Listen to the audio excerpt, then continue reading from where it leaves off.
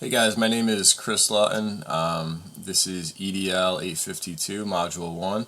Just to give you a little background on myself, I grew up in Norwalk, Connecticut, attended UConn. I've been a high school teacher, social studies teacher for the last 13 years. The district I'm in is an urban district. We have about 1,900 students at the moment. I have been in the position of social studies department chair for the last 2 years, and my job is to coach the teachers, make sure that the curriculum is being implemented. I also teach AP US History. I love teaching this course. I've been teaching this over the last several years and really enjoy the challenge of teaching the course and how motivated the kids are. I'm also the co-chair for the school's chapter of the National Honor Society, and I have been the boys soccer coach at the school since 2007. Next is a little more background on myself. I have two boys, kindergarten and first grade. They both go to school in the town in which I teach in, so eventually they will be at the same high school I'm in, and they might actually be in my class, which would be quite interesting.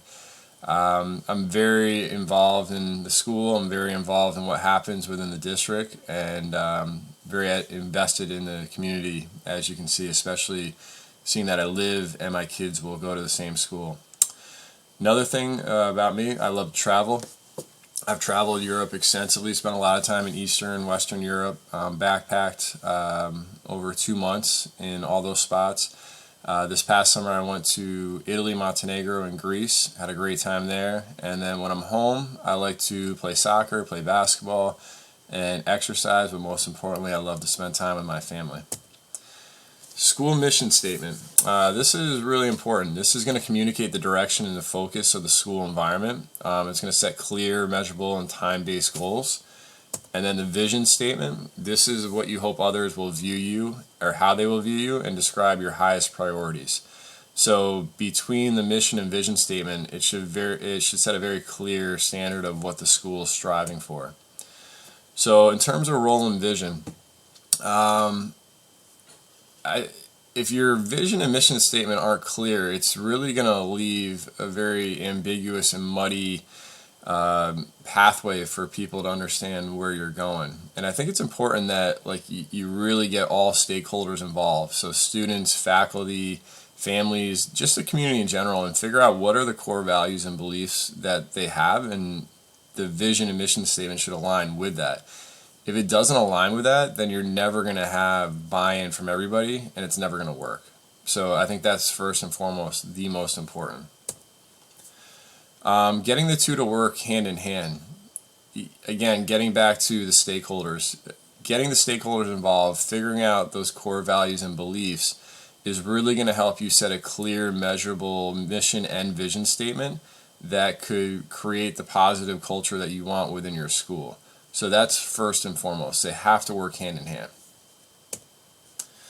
All right, so the roadmap. This is a roadmap in order to get them to collaboratively work together. So first up, soliciting input from all staff members and district school stakeholders on the core values to be included in the school vision statement. So for example, there's a district right near where I live where it's poverty-ridden, crime-ridden community, and really a lot of people in that community, if the kids graduate high school, that's a huge, huge honor, and that's ultimately what they're striving for. If they go to college, great, that's icing on the cake, but really it's just getting them to graduate high school. And then in the same community, or same next town over, you have a community where it's a very affluent community, and it's not a matter of graduating high school. I mean, that's a foregone conclusion. It's really a matter of what schools are they going to get into. So they're really pushing Ivy League schools, high level schools, and that's their goal. So you really need to understand the communities before you set your mission and vision statement. Second one, collaborating with your school leadership team. This is important because these are your leaders in the building. And at the high school level, it could be leaders based on department, and getting the buy-in from them so that this way they can go back to their staff, to their teachers, and communicate and really kind of convey that vision to the rest of them so that you do have that buy-in. Next one, presenting a draft to the entire staff. I think one of the things that I've found over the last 13 years of teaching is if it's just dropped on teachers, you never get that buy-in, you never get that motivation to follow through on whatever that initiative is. But if you allow teachers to, in this case, have a presentation of what these changes are going to be or how the mission and vision statement are going to be rolled out, and they have somewhat of a say and their voices are heard, I think, again, it's going to galvanize the staff and it's going to get people moving in the right direction. So the next one is unveiling the vision and mission statements to stakeholders. So this could be done, with an assembly with the students and going through why we're doing this, the rationale for doing this.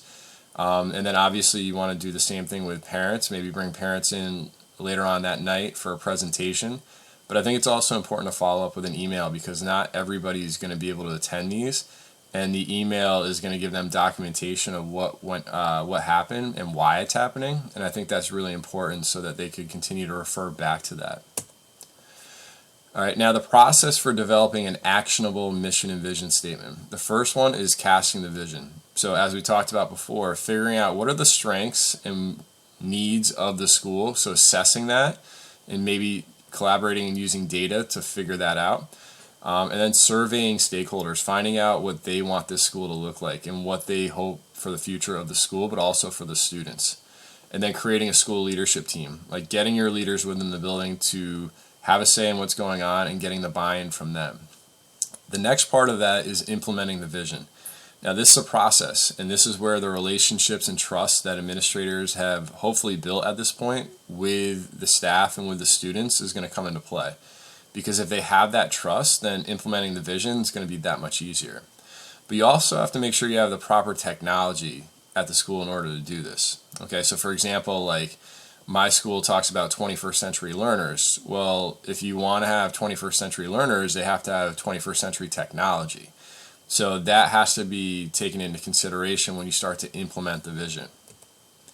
The next one, communicating and branding the image. So again, having this communication, open communication with students, with parents, with stakeholders. But then when you start to brand the image, you have to have signage. The signage has to be in the main lobby. It has to be in the hallways, in the main office, in the classrooms, maybe on work that's sent home to students or communication sent home to parents. It has to be very clear and it has to be continuous. The next one is sustaining the vision. So the first thing that really hit me with this one, and I think it's very important, is hiring around the vision. So as you go into interviews, as administrators go into these interviews, you got to have in mind the type of people that you want that are going to carry this vision through. That's so important. All right, and then you also have to revisit the vision. So look at what's working, what's not working, and then figure out how to move forward. Because things are going to change and times are going to change, and your vision and mission statement has to be flexible enough where you can adjust to it. Characteristics of a well-written mission and vision statement: it has to be academically focused. I mean, we're in school, so obviously that has to be a priority. Objectives are clearly expressed, so you don't need a whole lot of educational jargon. It really has to be clear-cut so that everybody can understand it. Clearly displayed, so again, going back to the branding, it should be everywhere. Like, it shouldn't be a question of what the school's mission and vision statement is, because it should be ubiquitous. It's got to be all around the school. Everybody's got to be able to see it at all times. Present in the classroom. This is something that I can say is not happening right now at the school which I'm at, but it needs to be present in the classroom. The kids have to see this all the time throughout the course of the day. Actively modeled. So one of the things that struck me from the reading was, like, if a school is going to focus their time, money, and resources on sports, but then in their mission and vision statement claim that academics is a priority, then that's not actively being modeled appropriately. Like, it really needs to be actively modeled at all points and times, and you have to back it up with your actions. That's the most important thing. Some of the common problems with school mission and vision statements, I think sometimes they can be broad, they can be ambiguous. It's not really clear cut of what the goals are, and those objectives have to be clearly stated.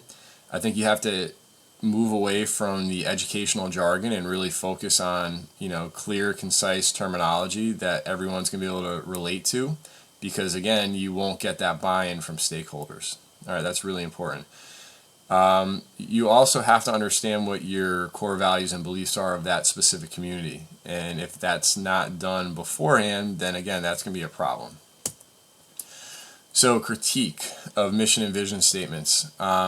Again, moving away from buzzwords, I think that's something that, a lot of people get caught up in, but you have to have that connection with the stakeholders. I think you have to tie in your school leadership team, get those people involved, make sure that they're buying in and they're all about changing the school culture, because the mission and vision statement is really going to epitomize that school culture.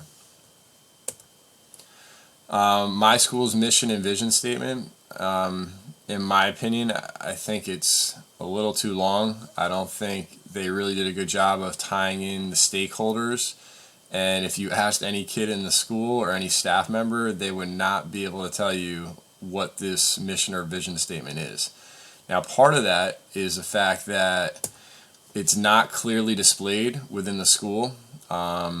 It's literally in the main office and nowhere else. And when I was trying to find this to put this into my slide, it took me about 5 minutes to find it on the school website. So it's not even on the main page of the school website. It's hidden in some other tabs. So I think you really need that shared vision, which this one does not encompass. But also, again, getting back to branding, it's got to be everywhere. People need to understand what it is, and especially your staff and students.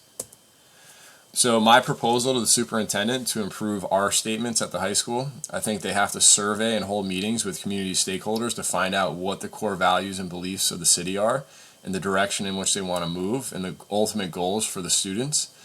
And then it's drafting a clear and concise mission statement, using some of that data, using the surveys that they got, and then allowing community stakeholders to have feedback off of that draft before finalizing any statements, and then presenting it to students, staff, and parents, and posting it on the district website, and again, garnering even more feedback.